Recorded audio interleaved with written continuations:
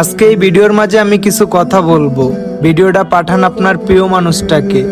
যদি সে আপনাকে ভালোবেসে থাকে তাহলে অ্যান্সারটা দিবে। কি পাঠাবেন তো?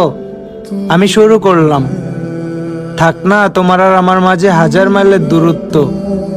মন তো জানে তোমায় আমি ভালোবাসি কত।